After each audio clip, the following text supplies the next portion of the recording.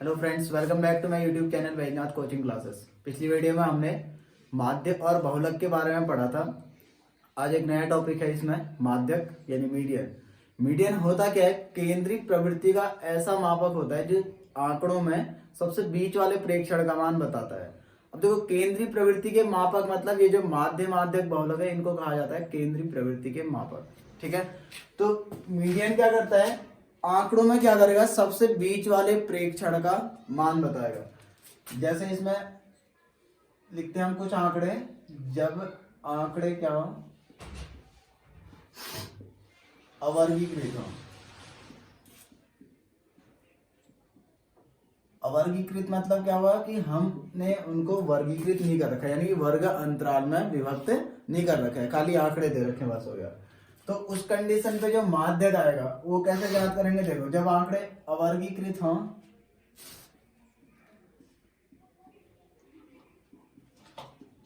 तब माध्यक ज्ञात करने की विधि।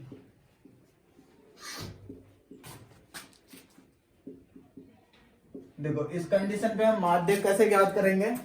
सबसे पहला काम क्या होता है इसमें हमारा, कि जो भी हमारे पास आंकड़े दे रखे होंगे उनको किस में अरेंज करेंगे? हम उसको अरेंज करेंगे आरोही क्रम में, यानी कि असेंडिंग ऑर्डर में। ठीक है, तो सबसे पहले क्या लिखेंगे? आंकड़ों को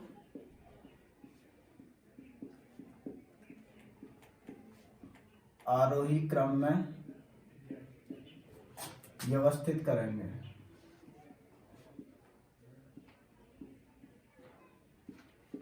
तो सबसे पहला काम ये होगा कि जब आंकड़े अवर्गीकृत होंगे, खाली आंकड़े दिए होंगे, तो उनको सबसे पहले क्या करेंगे?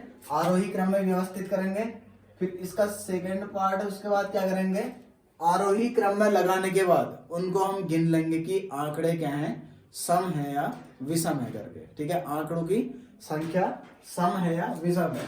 तो उस कंडीशन पे क्या आएगा? यदि प्रेक्षण या आंकड़े मतलब, ठीक है, प्रेक्षणों की संख्या, यदि प्रेक्षणों की संख्या क्या होगी? विषम है, तब माध्यक, इसको माध्यक भी कहते हैं, माध्यिका भी कहते हैं वैसे। ठीक है,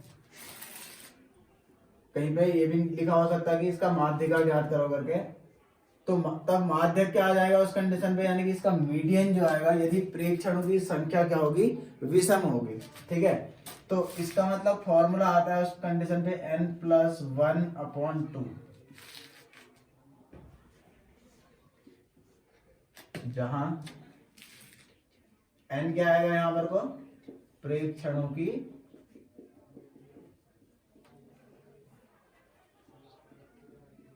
संख्या। ठीक है, n क्या है यहाँ पर को? प्रेक्षणों की संख्या। तो तब उस कंडीशन पे, यानी कि जब प्रेक्षणों की संख्या विषम है, प्रेक्षण को हम गिनेंगे, जैसे विषम मतलब 9 आ रहे हैं, 11 आ रहे हैं कहीं पर, या 5, 7, 3 ये सब आ रहे हैं, तो उस कंडीशन पे क्या आ जाएगा? माध्यक n+1/2, यानी कि माध्य को गिन लेंगे कितने प्रेक्षण है, और उसमें एक जोड़ के बट्टे कितना कर देंगे? 2। ठीक है, तब माध्यक बराबर n+1/2 वे प्रेक्षण का मान होता है। ठीक है, माध्यक क्या होता है? n+1/2 प्रेक्षण का मान। ठीक है, अब इसी को एग्जाम्पल के थ्रू डायरेक्टली समझ में लेते हैं एक बार को। जैसे हमने आंकड़े लिख लिए इसमें 1 2 3 2 1 2 5 7 2 3। ठीक है, अब देखो, ये हमारे पास है आंकड़े। अब देख लेते हैं कितने? 1 2 3 4 5 6 7 8 9 10, और एक और बढ़ा लेते हैं, तो इसमें 5, ये लिख लिया हमने। ठीक है, तो हमने ये आंकड़े ले लिए, और ये आंकड़े कितने हैं? 11 आंकड़े हैं। कितने आंकड़े हैं? 11, यानी कि प्रेक्षणों की संख्या कितनी है फिर?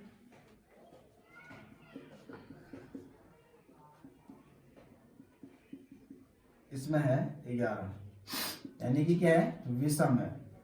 ठीक है, अब पहला काम क्या करेंगे, कहा इनको आरोही क्रम में व्यवस्थित कर लेंगे। ठीक है, तो इनका आरोही क्रम क्या आ जाएगा,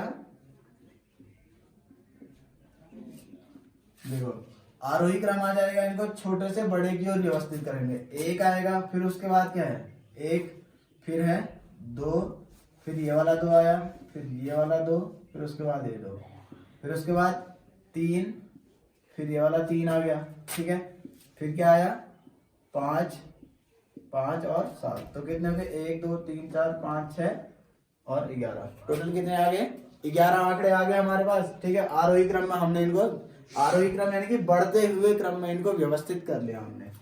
तो अब इस कंडीशन पे प्रेक्षणों की संख्या कितनी है, विषम है ना, तो माध्यक क्या होता है,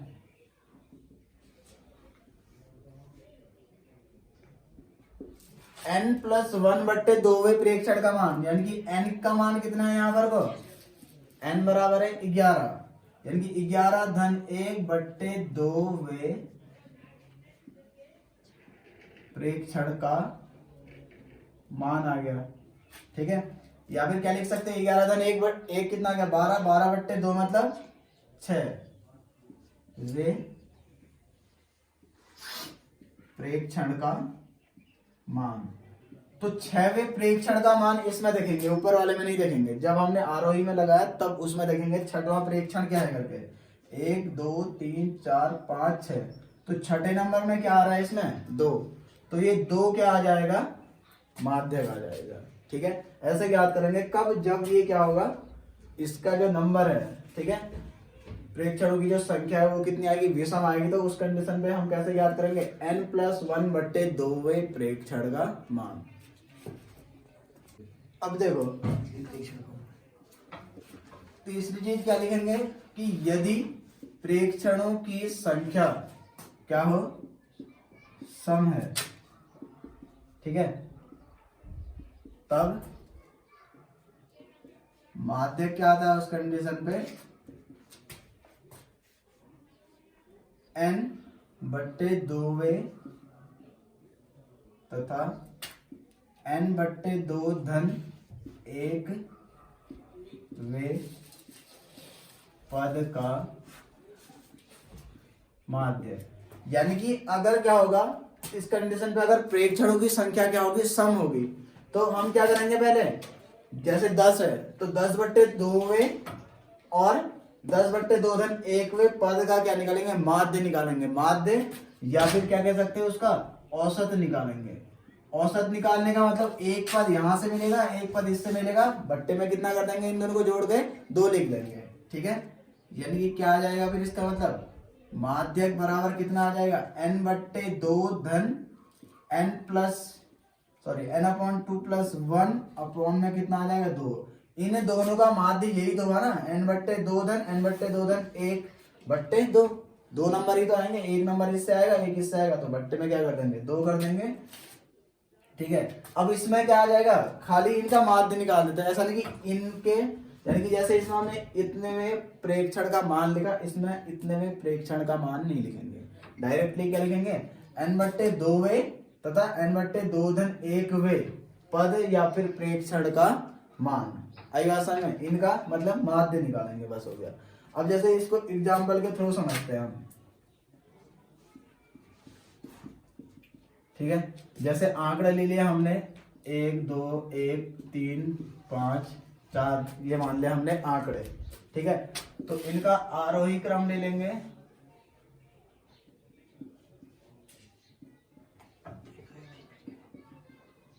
1 1 2 3 4 5।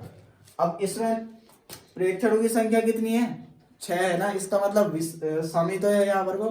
प्रेक्षणों की संख्या कितनी है, सम, n बराबर कितना आया, 6। तो माध्यक क्या आएगा इस कंडीशन पे, माध्यक आ जाएगा कितना, n/2, यानी कि 6 पहले सबसे पहले हम क्या निकाल लेंगे इसमें, 6/2 प्रेक्षण निकाल लेंगे सीधे सीधे। ठीक है, 6/2 प्रेक्षण, 6/2 प्रेक्षण मतलब 6/2 का मतलब कितना, 3, तो यानी कि तीसरा प्रेक्षण कितना है इसमें, 2। 6/2वां प्रेक्षण ना, n का मान 6 तो n/2वां प्रेक्षण और इनका माध्य मीन निकालेंगे। तो ऐसा करते हैं पहले n/2वां प्रेक्षण निकाल लेते हैं। फिर तो 6/2वां प्रेक्षण कितना आया, यानी कि ये 3 आया, तो तीसरा प्रेक्षण कौन सा है इसमें, 2। और क्या निकालेंगे, अब 6/2 का मान 2 आया, तो 6/2 धन 1 मतलब क्या आया, 6/2 धन 1 वां प्रेक्षण क्या आ जाएगा फिर, यानी कि 6/2 मतलब 3, 3 धन 1 यानी कि 4। आई बात समझ में, यानी कि 4वां प्रेक्षण क्या है फिर, ये 3।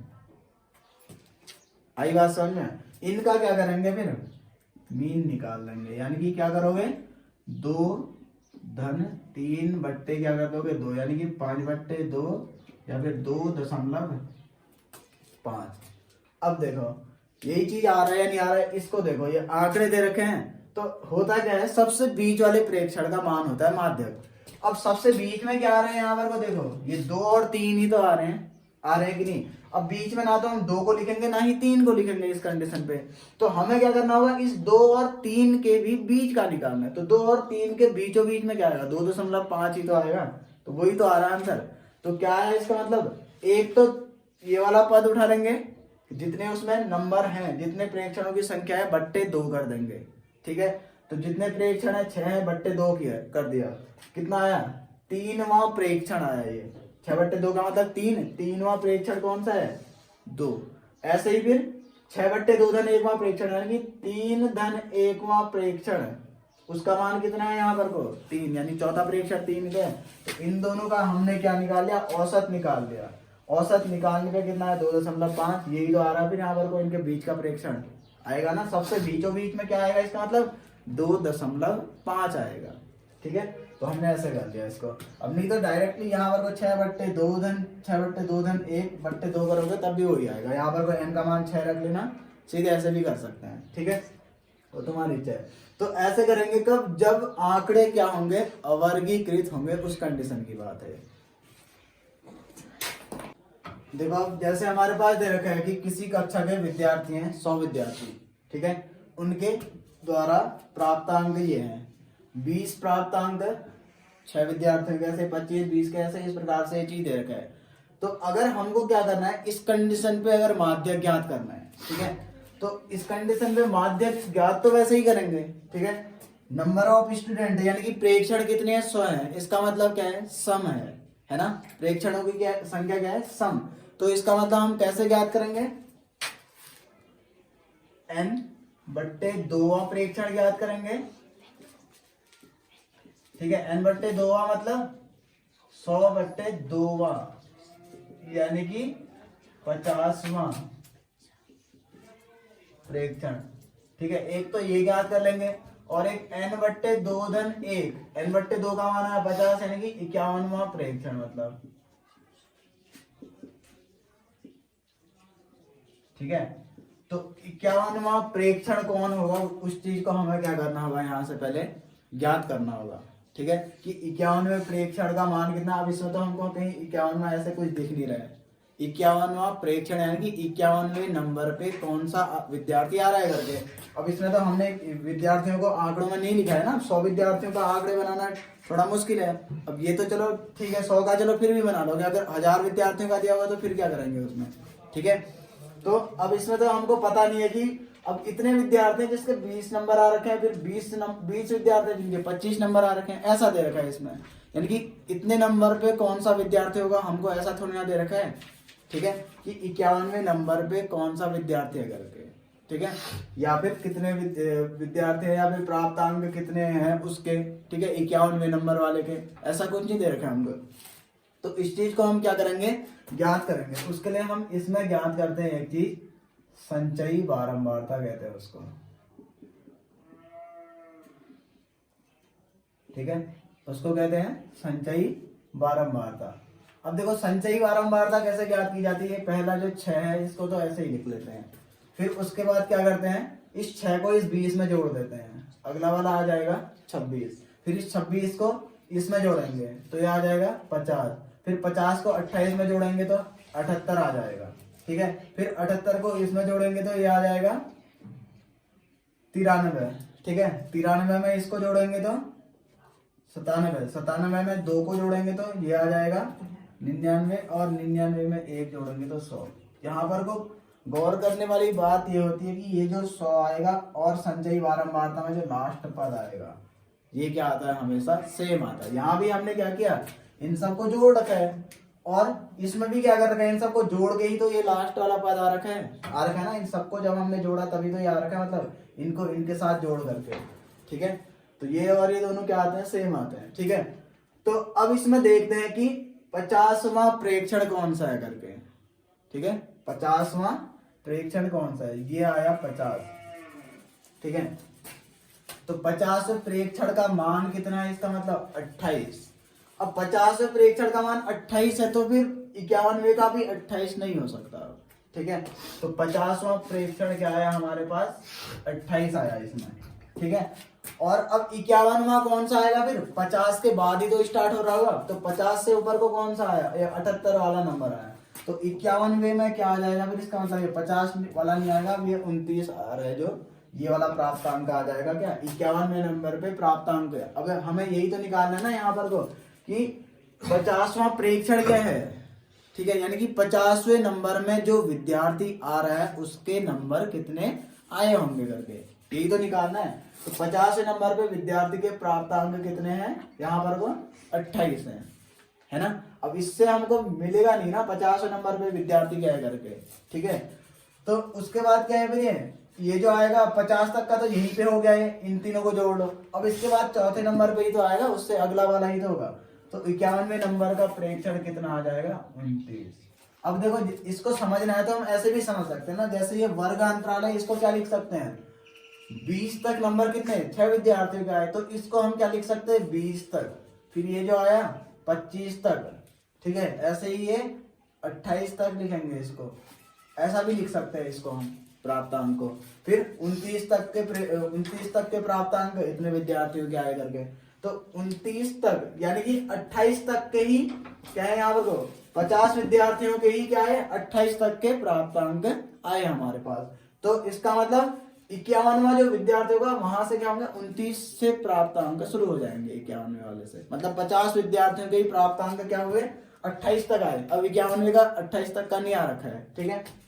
तो वहां 29 प्राप्तांक है, कहां तक का 51 वहां जो प्रेक्षण आ रहा है उस यानी कि 51 विद्यार्थियों का मतलब, ठीक है। 51 नहीं मतलब 51वें नंबर के, ठीक है।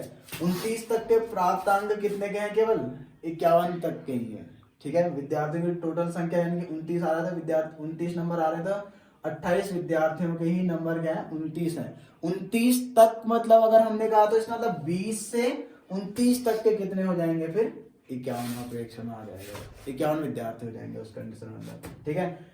टोटल अब इनको जोड़ेंगे तो फिर 51 नहीं मतलब 78 विद्यार्थी होंगे ऐसे, ठीक है। तो 51वें प्रेक्षण में क्या आ रहा है 29 आ रहा है, तो ये क्या आ गया हमारे पास 29 लिख दिया।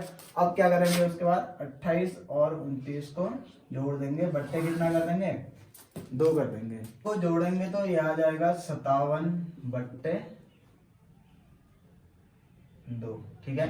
यानी 28.5। तो सबसे बीच वाले प्रेक्षण का मान कितना है, इसका मतलब 28 दशमलव क्या आएगा 5 आ जाएगा। यानी कि 28.5 इतने विद्यार्थियों के कितने नंबर हैं। सबसे बीच वाला प्रेक्षण देखो ना, यहाँ पर को क्या आ रहा है, जैसे ये 28 और 29 इन दोनों का हमें क्या लेना है, मीन निकालना है। तो इन दोनों के बीच में क्या है प्राप्तांक क्या है, मतलब इसका मतलब 28.5 है। आई बात समझ में। तो n/2 प्रेक्षण निकालना है, तो इसमें n क्या आएगा विद्यार्थियों की संख्या आ गई, तो 100/2 और फिर कितना आया 100/2 धन 1। 28वें और 29वें प्रेक्षण के मान का माध्य निकालना हमको। तो 28वां प्रेक्षण क्या है, इसका मतलब जैसे ये है ना 28 कब आ रहा है 50वें प्रेक्षण में आ रहा है, ठीक है। ये क्या आया 50 आया ना, 50वां प्रेक्षण क्या आया 28 और 51वां प्रेक्षण आया 29। तो 50वें प्रेक्षण का मान क्या आया यहाँ पर हमारे पास n/2 मतलब कितना आया 50वां प्रेक्षण। 50वें प्रेक्षण का मान है 28, कितना है 28। अब 51वें का भी 28 नहीं होगा, आई बात समझ में। क्योंकि फिर उसके बाद क्या है देखो 51वां इसमें नहीं आ रहा है, 51वां क्या आएगा 50 से ऊपर की ओर आएगा, ठीक है। तो 50 से ऊपर की ओर मतलब वो इसके अंडर में आएगा, और इसमें प्राप्त अंक कितने हैं, 29 है हमारे पास, तो उसको देखा जाता है फिर। ठीक है, देखो यहाँ पर को हमारे पास माध्य क्या आया, 28.5 आया ना, यानी कि सबसे बीच में प्रेक्षण का मान। विद्यार्थियों की संख्या क्या है, टोटल 100 है, तो बीचों बीच है मतलब 50वां नंबर ही तो होगा, 50 या फिर 51। ठीक है, 50 और 51 क्या होंगे, सबसे बीचों बीच के होंगे। तो इसका मतलब क्या हुआ कि 28.5 आ रहा है बीचों बीच में, यानी कि 50% विद्यार्थी होंगे तो क्या आए होंगे, 28.5 से कम अंक आए होंगे।